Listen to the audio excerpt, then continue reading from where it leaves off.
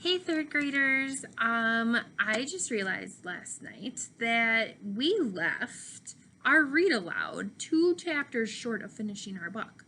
So I thought this would be a great opportunity for me to finish our read aloud together.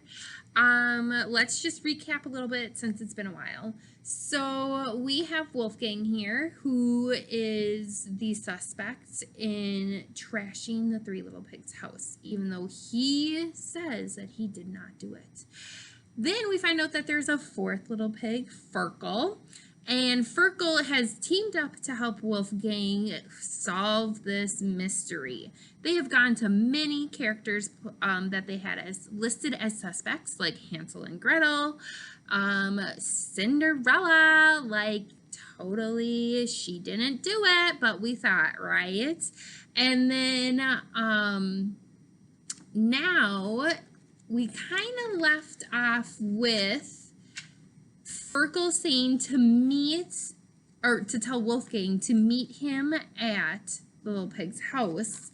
He walks in, and then remember he ended up getting stuck, and so he's hanging upside down, and he realizes there's just a few more hours left before sundown, and that's when Captain Kerplunk is going to come and collect him and throw him in the dungeon, and he has to eat porridge for the rest of his life, right? This is what he's worried about. So he's sitting there hanging, swinging back and forth, and he realizes a clue. He realizes that the whole house that he is in is completely trashed. Pictures are cut up and slashed up except for one picture of Mama Pig. And I remember us leaving off going, well, why did that be the only thing that didn't get touched? Then Ferkel appeared and cut Wolfgang down, and he landed right on his head, which he already hit and hurts really bad. I'm going to read just the last part of the chapter before I start with chapter 10, okay? So, bonk! Wolfgang landed right on his head. Ow, he groaned. Now, his earlier bump had a bump of its own. The wolf lurched to his feet. Come on! To the castle? Ferkel said. To the castle, said Wolfgang. I just might know who did it, but I need your help to figure it out. Really? Said Ferkel with a grin. I thought you'd never ask. Okay, chapter 10. It is titled, In Which All is Revealed. We haven't gotten to the climax yet, but that word reveal kind of makes me think something big is going to happen here. Maybe when Wolfgang got bonked on the head, he had this epiphany, this idea that he knows who might have done it. You know, the big reveal. So, on to our chapter. The throne room was packed. Word had spread that the big bad wolf was about to get his just desserts, and it seemed like half of Fairyland had turned up to watch the fun. Besides the prince and the princess, their guards, and the pig family, there were all of the lords and the ladies, half of the maids of making, 3 pipers piping, 2 drummers drumming, several swans, but not swimming, Jack, Goldilocks, Cinderella, and someone's mangy dingo. Wow, muddled Ferkel when they walked in. Full house. The better to hear us with, said Wolfgang, his eyes glinting around. Bam, bam, bam! Captain Kerplunk pounded the butt of his pike on the floor. Right then, he shouts, everyone pipe down! He glared at some tardy noisemakers. You too, pipers! The room fell silent. Wolf, said Prince Tyrone, you are accused of vandalizing the 3 little pigs' houses and stealing their food. Do you have anything to say before we lock you up for the rest of your rotten life? I sure do, said Wolfgang. The prince rolled his eyes. Very well, keep it brief. Wolfgang gazed around the room at all the blood-hungry expressions, coming last of all to Ferkel, who gave him a thumbs up.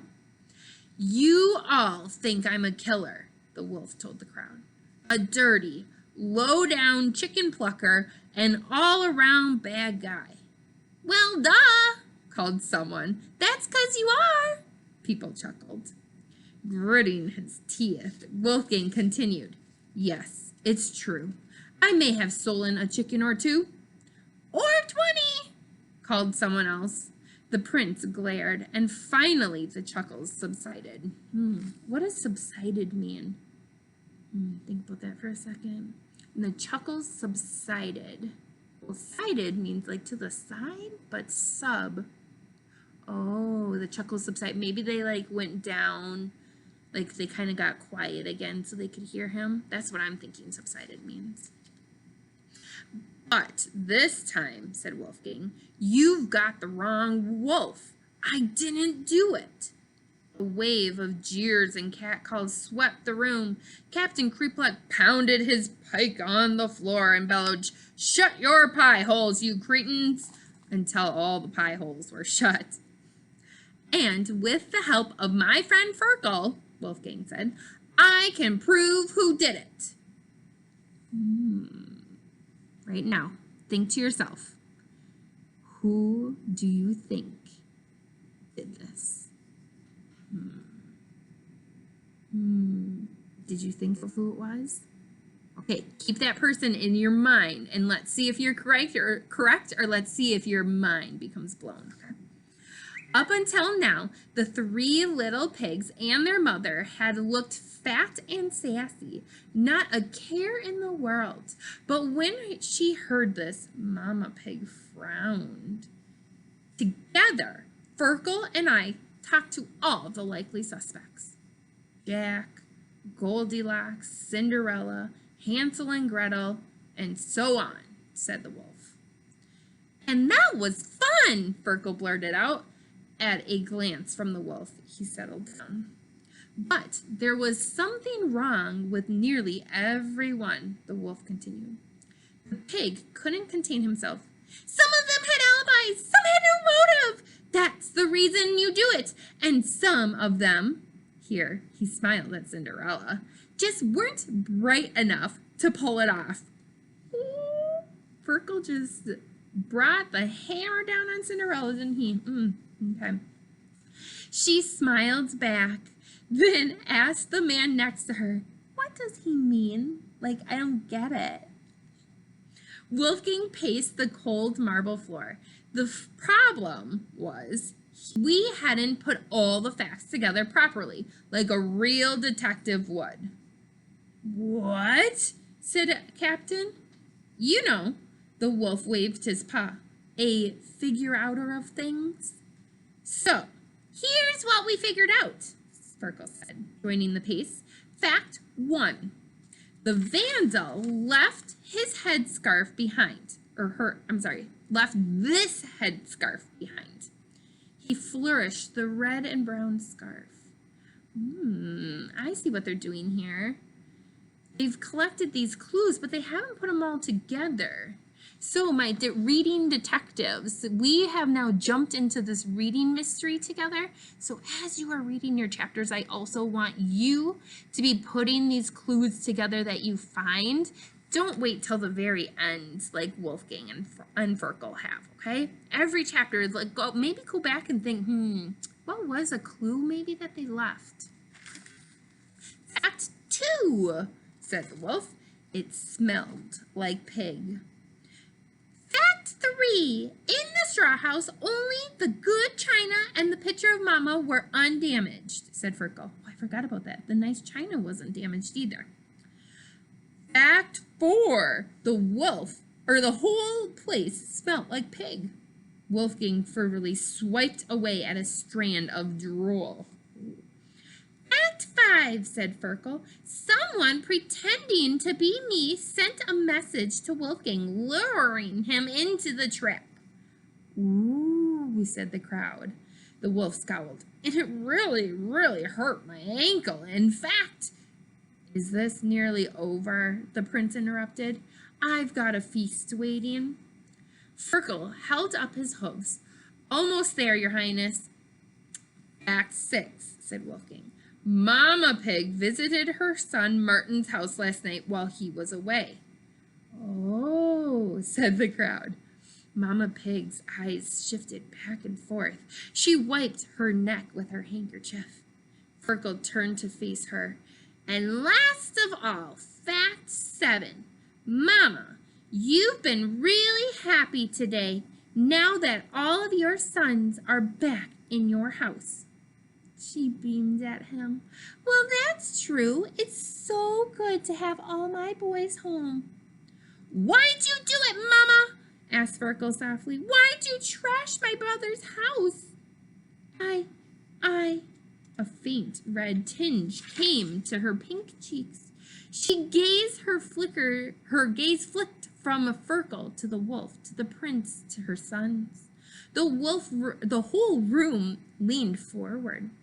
I just want my piglets back home, said Mama. Is that such a crime for a mother to love her sons? Ah, said the crowd.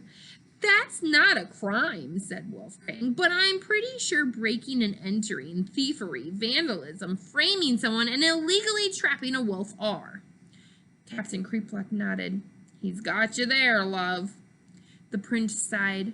Oh, all right. Captain, lock her up in the dungeon for 100 years. There's a good fellow. 2 burly guards stepped forward. The 3 little pigs went pale. Wait, sire! Cried Dieter. Prince Tyrone glowed. What did I say about that sire stuff? Oh, sorry, your, awesomeness? Said Dieter. But what if we don't press charges? Is it still a crime then? The prince stroked his handsome jaw and looked at a question at Captain Creepluck, who shrugged. No, I suppose not if the wronged piggies or parties don't press charges and the wolf doesn't mind. Then she can go free. The 3 little pigs clapped and laughed and crowded around their mother. Even Firkle got in on the group hug. But next time you want to see them, cried Prince Tyrone over the hubbub, just invite your sons for dinner. Dinner, muttered the wolf at the thought of all those pork chops.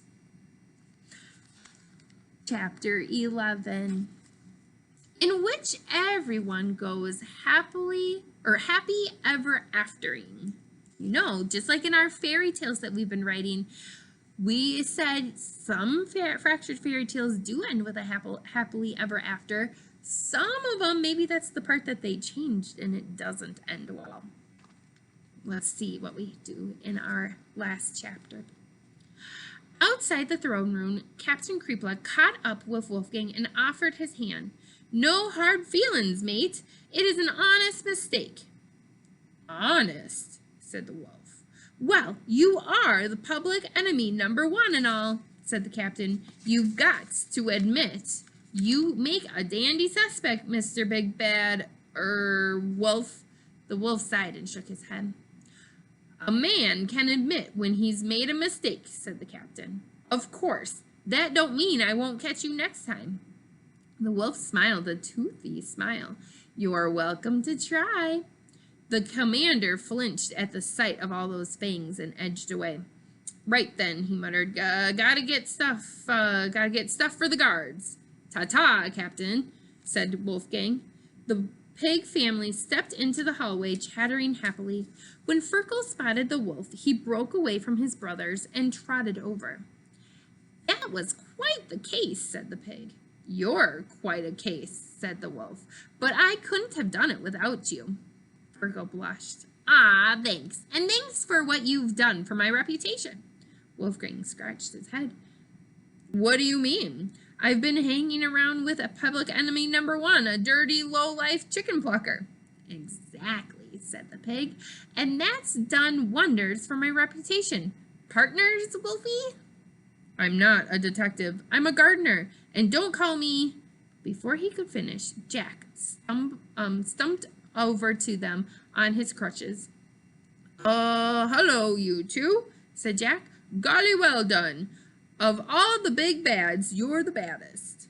The wolf and the pig thanked him. Hey, listen, said Jack. If you're not too busy, I wonder if you might take on a new case. The Wolfgang's ears flipped to surprise. New case? But we're not. Go on, said Firkle. Jack glanced from side to side. See, here's the thing. Someone sold Brutus, the giant golden goose, and he thinks it was me. I need you two to clear my name and catch the real thief, just like you did today. Now they tied in Jack and the beanstalk. I like that. But Wolfgang tried again. Would love to take your case, said Firkle, for 4 gold pieces on retainer. At the sight of the coins, the wolf shut his mouth. Gardening could wait. All right, then, said Jack, pressing them into Wolfgang's grip. Come around tomorrow, and I'll give you all the details. Wordlessly, Wolfgang watched the lad chomp away on his crutches. His gaze was thoughtful. First thing, said Firkle, we've got to come up with a name for our detective business. Wolfgang raised his eyebrow. How do you like the Big Bad Detective Agency? Firkle grinned. Sounds like the start of a beautiful partnership. That is the end of our Read Aloud, our last 2 chapters. I hope you love this book. I love the Fractured Fairy Tales and how they put all these different characters from all these different fairy tales together and kind of twisted their personalities a little bit to make them suspects instead of the kind, like Cinderella's usually really kind. So they changed it. I hope everything is well, and we will, I'll talk to you later. Bye, everyone.